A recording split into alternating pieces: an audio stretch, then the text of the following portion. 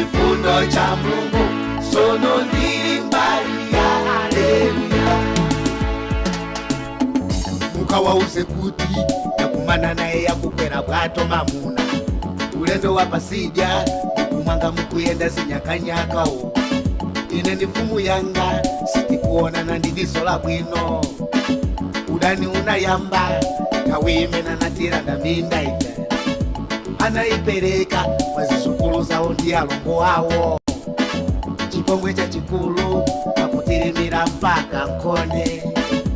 Achibale hawo ayamba pokaloti pera ziweto. Tiwana tatikazi akutigwirira utigona puleni. Ine ndikati ndifuse akutirana kuze mngatiuze chanini. Popewa kuocha muzi nafuna mfumu ina isati weru seko. Usabwera liti ndikayembekeza mfumu ina kusati werusa. Nane nani nizadikirira mfumu ina isati yanjanise.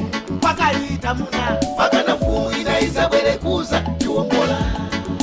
Oh, mikwiyo ya chuluka maiye. Mikwiyo ya kanda pala.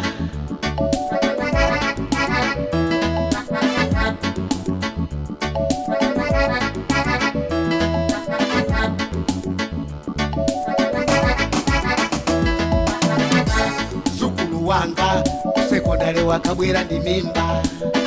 Chuma changa ndibwezere usaiwalesere bambo wako. Bambo wako alipo ine changa chinali chifundo. Mwana wa mlongo wanga ndimpuzisa zaime paeka. Chito za masiku ano zifunika omwe ana mwaiki. Zikaza chita bwino abale yakuza akwire pankono iyi. Koma chifukwa chenyere munakomedwa kuja milomo amuna inu. Amuna ndi zilomo ona lero wakutupisa nchombo. Sogolo likatere lamwalamwa zikala chompedwa ni nkoko.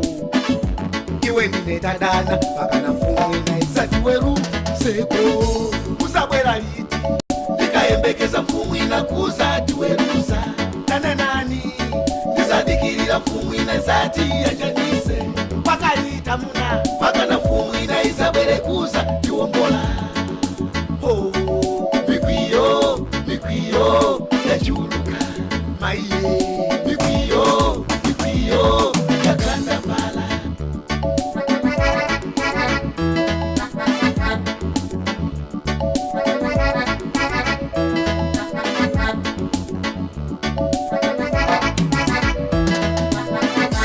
Usabwera liti ndikayembekeza mfumu ina kusati werusa. Nane nani nizadikirira mfumu ina isati yanjanise. Paka lita muna paka na mfumu ina isabwere kuza tiwombola. Oh, mikwiyo ya chuluka maiye. Mikwiyo ya kanda pala.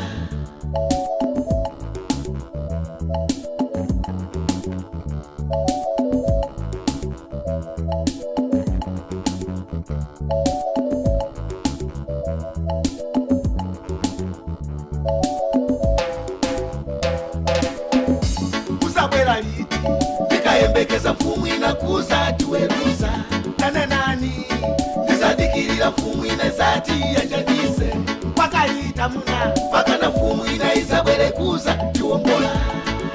Oh, mikwiyo ya chuluka maiye.